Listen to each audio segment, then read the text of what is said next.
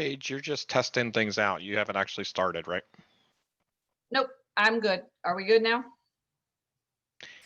Yeah, we can hear you now. Okay. So back. Zoom filters, and we're going to talk about searching, drive, docs, voice, mail, Zoom profile pics, apps, Zoom backgrounds, Zoom filters. So we really are going to talk about searching because searching is one of the key things that I find that when you're looking for information, you don't want to continually search. So being able to use Google accurately really helps to speed up the search and narrow down your results. So for example, you can search by time, you can search by and within a year, or if you know what you're looking for, you can also decide from the results. So think about searching by date. And when you're put in your search topic, the option for tools is over here on the right. And then if you click on this drop down, you can pick any time. So let's take a look.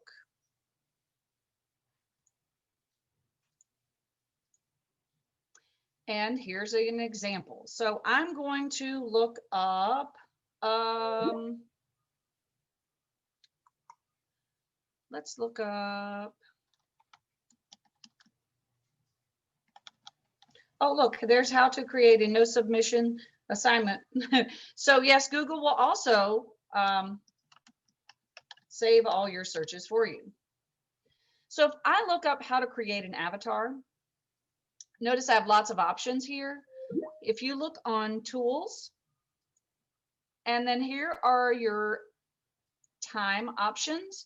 So if I want to make this a very recent and relevant search, I can click on in the past year, and it's going to bring up the most recent post that matches my search.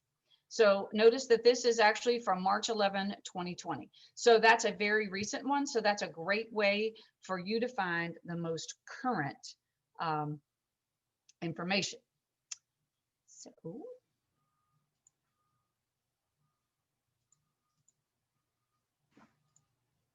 now you can also search by domain.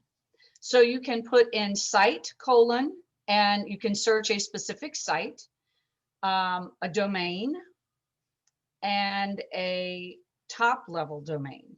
So doing that allows you to find things within a certain website so that you don't have to search forever and a day trying to find them. The other thing you can use is advanced searches, which will do file type and title, and you can also look in the Google advanced search. So I'm going to show you what that looks like. So I'm back to my create avatar here.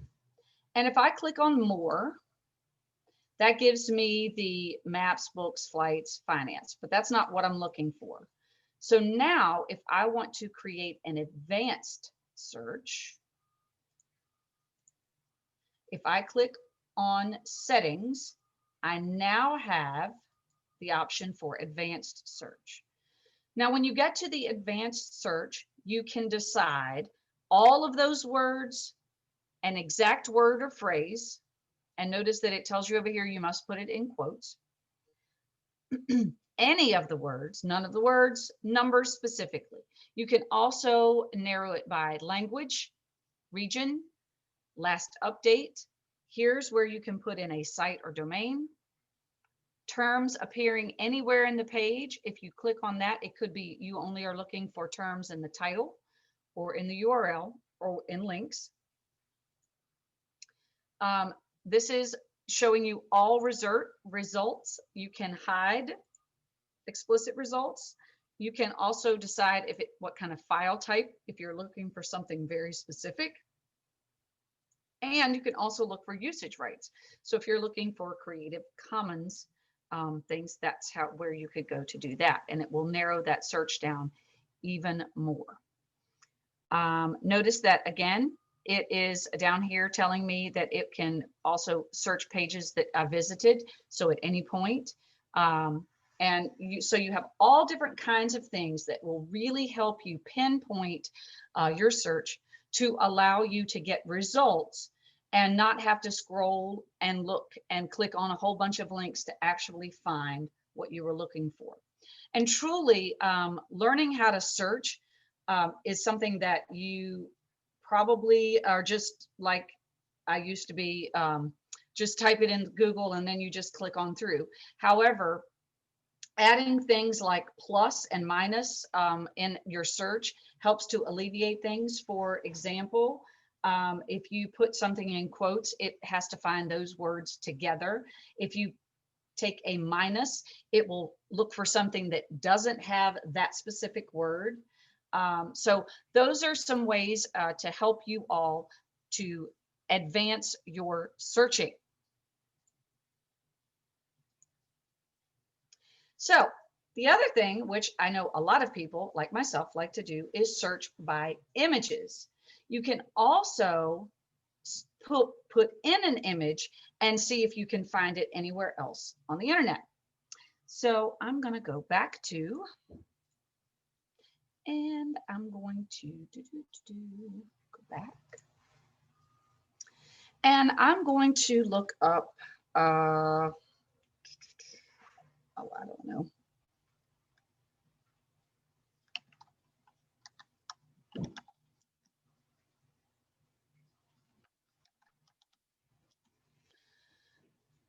Okay, so I need a picture of chocolate cake. So I type in chocolate cake in the search bar, and now I'm going to click on images. Now, when I click on images, again, if I come over here to tools, I now have a whole bunch of other options under images. For example, size, any size, color, any color, type. A GIF is animated. Any time, usage. So here I can choose I only want to see the images that are Creative Commons. And I also noticed that have more or more pinpointed options at the top to pick those. So having the ability to search images really helps when you're looking for something specific. So let's say, for example, I wanted to build a Google Classroom and I need a floor and wall. So I click on floor and wall. Now I can see I have all different kinds of images here that I can use as a backdrop for a Google slide. So let's just pretend that I picked this one and I wanted to put some kind of furniture in it. So if I type in desk, the one key thing that you need to remember is you can search by color. So if I pick transparent, now I get the images that are transparent. So any of these, if I wanted to put them on top of another picture, the background would show through all the white parts in the image. Now, let's just say here, obviously you can take a picture, but if you wanted to actually put in your own image, if you click on the camera, here's where you have the ability to upload an image. And you can upload any image that you find. And when you do that, you are going to, then it will search the internet to see if it can be found anywhere. And honestly, how I would use this is I sometimes upload a picture of myself, and then I will search to see if it is found anywhere on the internet in case it's really not me.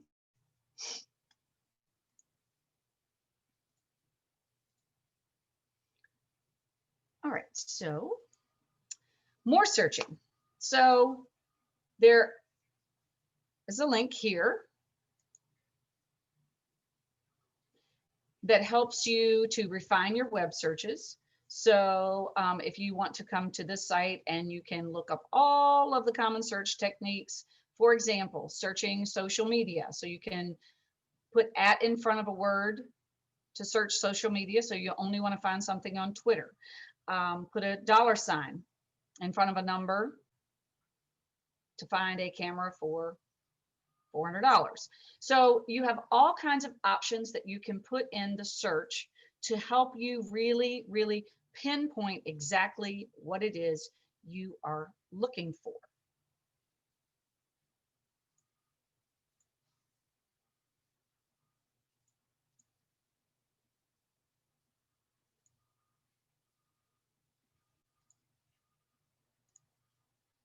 All right.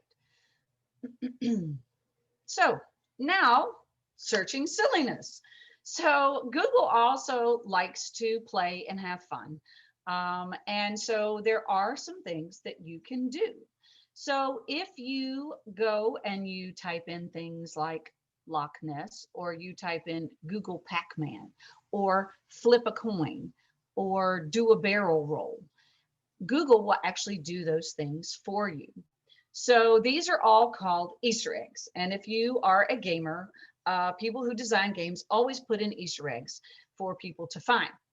So one of the fun things is that you can, like I said, if you click on do a barrel roll, if you click on this, you can see that it's actually spinning Google. So you can click flip a coin. You can also talk and you can read it in different languages.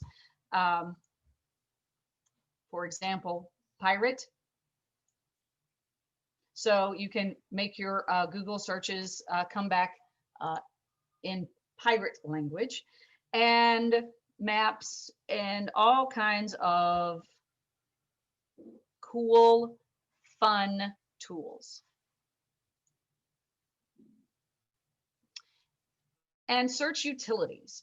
So you have calculator, you have conversions, you have a timer, you have package tracking, metronome, you have a scholar, which can look up library integration, citations, and books. So all of those things are available in the Google the search. So, and also if you're looking up things like a internet speed test, if you type in speed test in the Google search, it's going to bring up the Google search for you, and then it will allow you to do an internet speed test. So you have all of these things that you can find that are available through the Google search bar. So here is your time to take your phone out. If you have Google Chrome on your phone, that's going to be where you're going to go, and you're going to search in your Google Chrome on your phone or your iPad, or you can do it on your computer, and you're going to find anything you can. So, and then I want you to tell me what you did and post it in the chat. Whether you did roll a dice or tic-tac-toe, flip a coin, Google Pac-Man, found some animal sounds and all kind of things like that. So I'm going to give this about a minute or so, and not 3 minutes, because we have 30 minutes and we have to end on time. Okay, so here we go. Ready, set, go.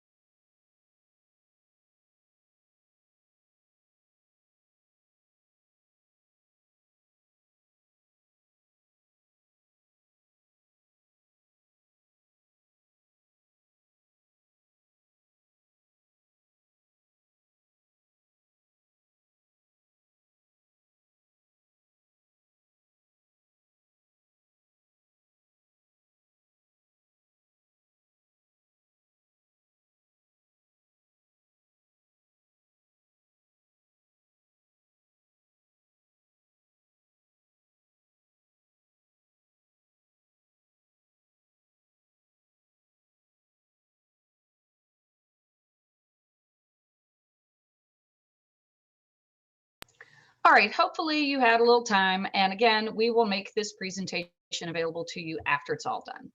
So now we're going to talk about Google Drive that is connected to your @email.vccs.edu account. So when you are in your Drive, you can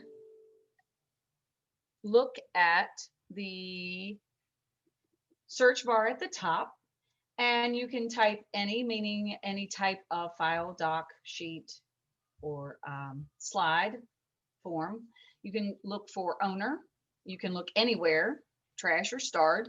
You can look by date, by the item name, has the words in, shared with, follow up. You can also locate anything else that may be in the VCCS drive that you don't have or you didn't think you had access to, or something that someone has made public anywhere. So if I go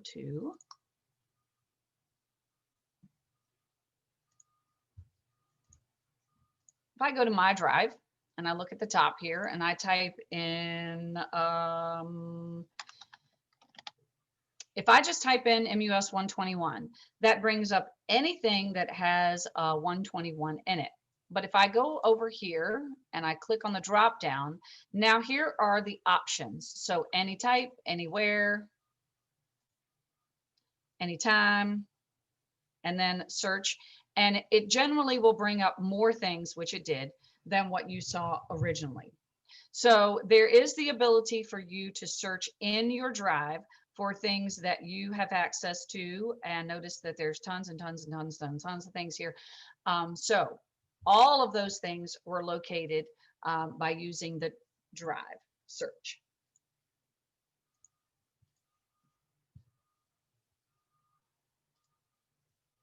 You can also search within a folder or a shared drive.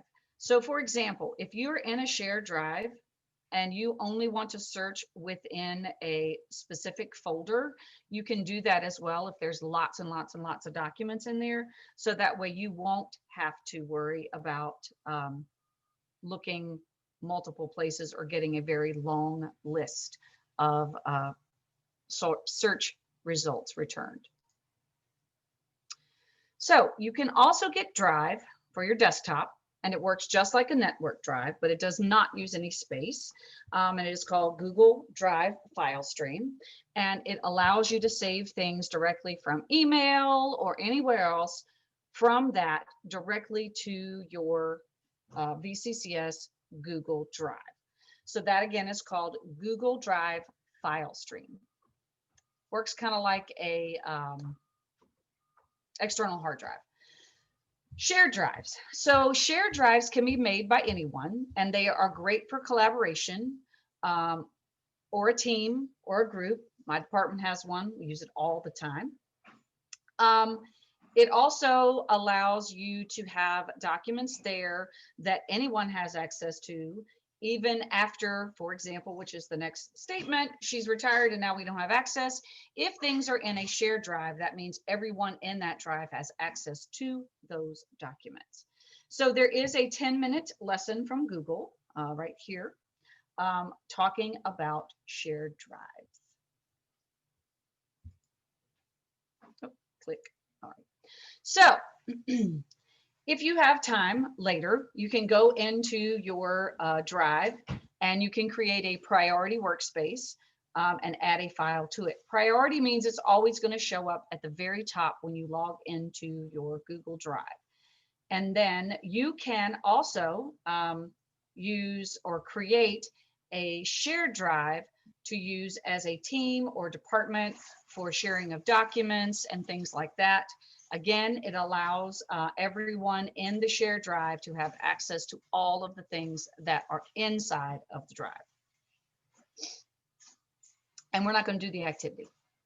So Google Docs and other types. So the reason that I specifically like Google Docs is because you can collaborate, you can chat and have comments directly on the doc. You can assign tasks to people. You can also find versioning, and you can also find a history. You can share it with other people's. You can make it so that it is a forced copy. You can also make it so that it is only viewable, or you can change it from a doc to a PDF.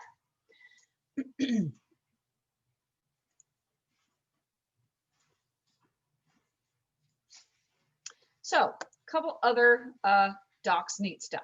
So for example, you can have a table of contents that is automatically created when you're making a Google Doc. But when you are doing it, you need to make sure that you use the style option at the top of the Google Doc. And as you're using title, header, heading 1, heading 2, 3, 4 options, subtitles, all of that, it will automatically create that table of contents for you. The other thing that's neat is that Google Slides in Google Chrome can be used for live transcription. So for example, if you look at the bottom here, you're going to see the captions. If I click on this and click allow, now you're going to see the words at the top of the screen, and they are being created by a Google AI. Now, there are some strange words. For example, if I say Germana, it actually fixed it this time. Normally, it gives you some very strange word, but it's pretty good and it works very well. However, two things to remember: must be Google Slides and must be in Google Chrome.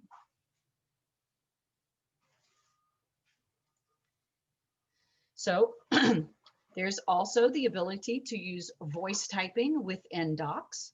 So if you notice, when you click on tools at the top and you get to voice typing, it's going to ask you for permission to access your microphone. And then you're going to be able to click on this, speak, and it will type out whatever you're saying. However, you do have to put in the periods and the commas and the quotations and things like that.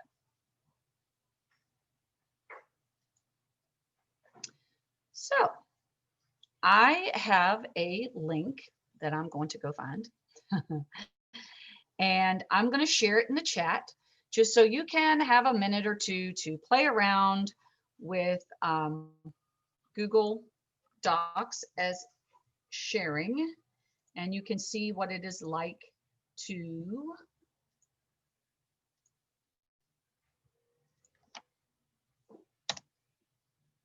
play around in a Google Doc. So I just shared the playing place in the chat. If you click on that, it should take you directly to the document. You should not have to sign in. And then you will be able to collaborate on a doc. So I'm going to give you just a minute to play around with that.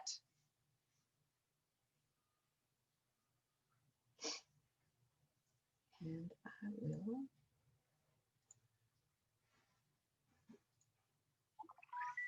share the screen. You can put in images and look at all those names. How awesome.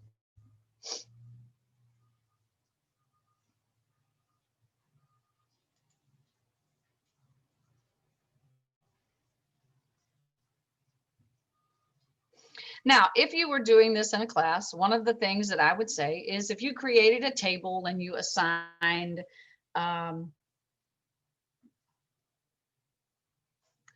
you assigned the blocks or rows to students, it really does allow for a couple of the students to work together without having to work over top of each other.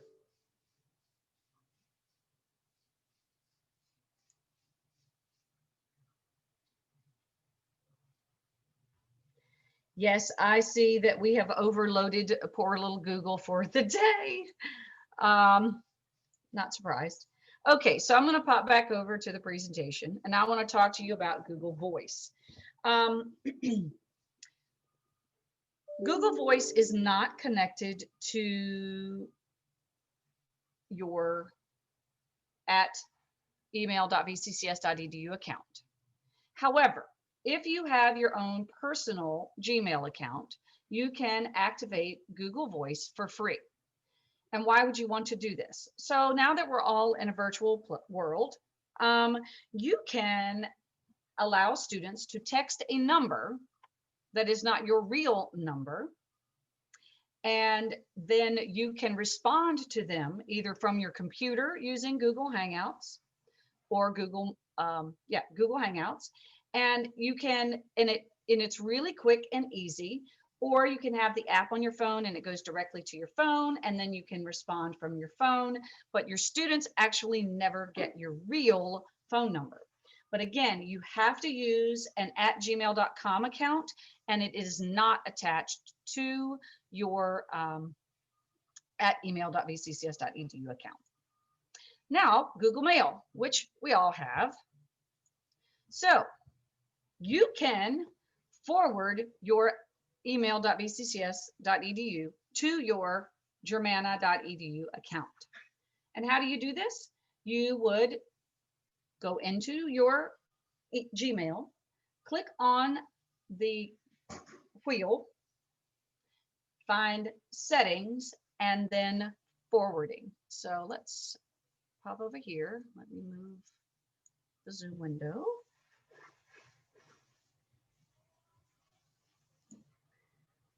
And here we go. All right. So now we're in Mail. Ta-da! The settings is up here at the top. And notice that there's a lot of settings that you get to now see. And I'm going to click on See All Settings. And forwarding is in the middle of the very long list up here at the top. So you can add a forwarding address. And then you can also decide what you want to do with the mail that is in your @email.vccs.edu account.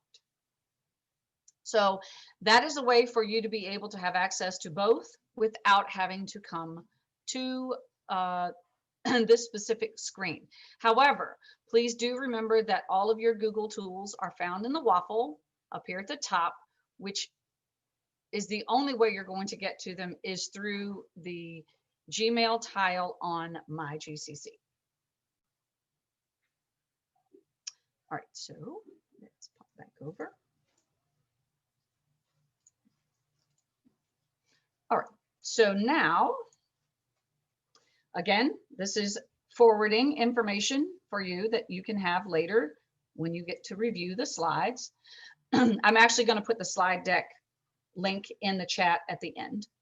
So you can also search your mail, more searching, right? So you can search through all of your VCCS email if you're looking for a specific student response or something from a document that someone shared with you. So you can search again through your mail just at the top of your email window. So, do you Zoom much? No, we Zoom a lot. All right, so let's talk about your profile picture. So make sure you take a selfie. So you're going to get that picture into Zoom by clicking on the Zoom tile in My GCC. Then you're going to click on Settings. Then you're going to click on Profile. Then you're going to change your picture. Then the other thing, which I hear lots of talk about, is being connected the right way and making sure that you have all the pro account attached. So how do you do this? Well, you need to look for that little symbol right there that says SSO. So now let's pop over to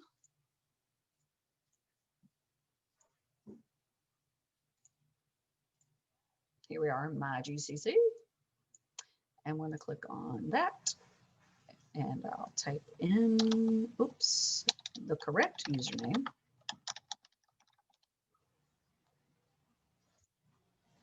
And here we are. And I'm going to click on Zoom.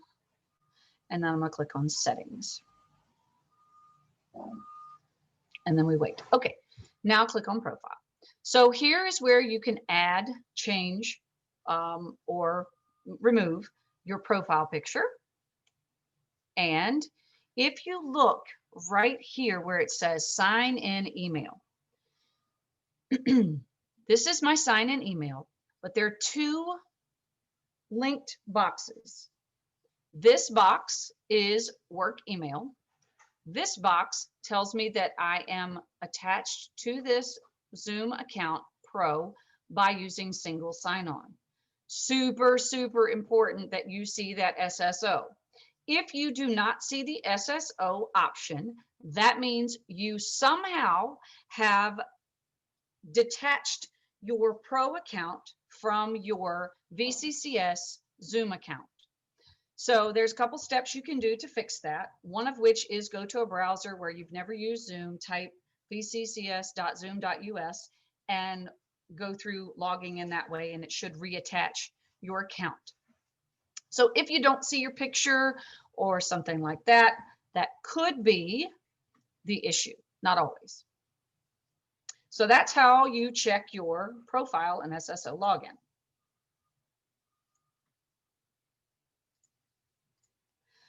So I may or may not be guilty of being on Zoom in my car on the Zoom app. And you can get the Zoom app on an Android device or an iPhone. You can get it in the Google Play Store or the iTunes Store, and it is called Zoom Cloud Meetings. The key to the Zoom app is to logging in with the SSO option. You are not going to put an email and password in. You can see in this image, let me get my little pointer out here. You can see in this image right here, it is maybe not as obvious as it could be that it is the sign in with SSO. And on an app screen, again, it is the first option. So on my iPhone, when I sign in, I downloaded the app, started the app, then I went down and I clicked on, if I can move that out of the way, sign in. And then when I got to the sign in screen, I chose SSO. And then the next screen, it asks you for your domain. Germana didn't purchase Zoom, the VCCS did. So the VCCS is our domain, and it's also attached to your @email.vccs.edu account. So that is why the domain is VCCS. So everybody always wants to know, how can I put in virtual backgrounds? So you can do it from 3 different places. You can do it from the Zoom tile or in the, where I just showed you where your profile was. You could do it from there. You can do it while in a meeting, and you can do it from the Zoom desktop client. So if you are in the main Zoom settings, you're going to click on settings, and then you'll click on in meeting advanced, and then you're going to scroll down till you see where it says virtual background, and make sure the little blue switch is on. And then you can, if your computer has a fast enough processor, you can choose to allow videos, which my computer didn't before, but yes, thank you again, Jason and crew, for fixing that.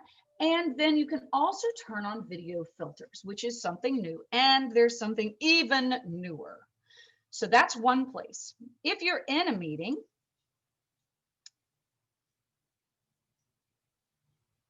that's fabulous. That's the same. Here you go. If you're in a meeting, you can click on the little arrow right by your video camera, and then you can click on virtual background. Then it's going to ask you to add, by clicking on the little plus right here, an image. Now, if you don't have a green screen or something hanging on the back of your chair or a solid color wall behind you, your computer may be able to do it without that. However, it may ask you for a green screen, but it doesn't necessarily have to be green. Mine is blue. So here is where you would add in your images. So that's how, and now you can do a search. Now that I've told you how to Google search, you can do a Google search looking for Zoom backgrounds, and then you can save them to your computer, and then you can upload them here and have a cool virtual background. using the desktop client. If you've installed the desktop client on your computer or you have a Germana computer, you actually already have it, you're going to go down to the little magnifying glass at the bottom next to the Windows icon and click on that, type in Zoom, and then you're going to see a Zoom app, which is right next to that. And then you're going to log in with this SSO, and remember that VCCS is the domain. Once you do that, you're going to have a window that appears that looks like this. To put in backgrounds, you click on the little settings wheel, gear, I believe is what Forrest calls it, the gear, and then you're going to click on backgrounds and filters, and then you'll be able to add in backgrounds from there. Notice that there are also a lot of other options here for you to choose and set as well. So now for the fun part. So if you haven't played with these, you have video filters. So you can put on a hat and it will look like you have on a hat in your Zoom. You can put on a face. You can give yourself butterflies wherever, and you can change and make yourself look like you're on TV, all different kinds of video filters. Those again are found by going to the little tiny caret arrow next to your video camera, clicking on it, choosing video filters, and just simply clicking on one of the filters. The new thing is the studio effects, and basically that allows you to put on makeup, change your eyebrows, and all kinds of very cool things. So again, I said I was going to keep us on time. I know that's a lot, but 45 minutes to squeeze all that in was rough. So there we talked about searching, drives, docs, voicemail, profile pic and Zoom, apps, backgrounds, filters. And we also, here is a web address for you to get help with any of the Google things. And also if you need some changes in your Google Chrome, you can use this to actually, every time you click and open a new tab, it will give you a new piece of art. So hopefully everyone was able to at least go and try out the filters, because that's always a ton of fun. And I'm going to. If you're like me, I'm actually stuck on an older version of Zoom. I don't have any of the fancy filters or any of that stuff. So if you don't see that stuff, that's not necessarily a problem. Like it's not going to stop you from using Zoom, but you may need to get an update. My computer actually won't allow me to update. Something I'm going to have to work on, but. So obviously, there's lots of fun things that you can do. By the way, remember that your students, if they log in correctly, also have a pro account. You can put on many different hats. And the other, like I said, issue you can do is you can put on some lipstick. You can also give yourself a beard and mustache, and all kinds of other fun things. Oh, here's the butterfly. Martha, so we can't actually share Zoom in Zoom, so I can't share my screen and show it to you. But if you have the Zoom app installed on your computer, let's see, I think it's the gear icon and about, and there's an option that says update Zoom. When I try that, it says it's been disabled actually, it's on my not computer. the gear icon. Okay. You click on the itty bitty picture of yourself in the corner of your Zoom desktop client, and then it's right underneath the help. It says check for updates, and the latest update is version 5.3.1. Okay, so it is 10:56. We are supposed to be back in the main Zoom room. I want to give you the link to this presentation. However, before we go, So let me do that. And then if you click on it, you will be able to, it will open automatically on your computer. And then you can either bookmark it or save it. But Forrest and I will also put the recording and the slide deck on the website. Whew, okay, that was a lot in 45 minutes. See y'all in just a few.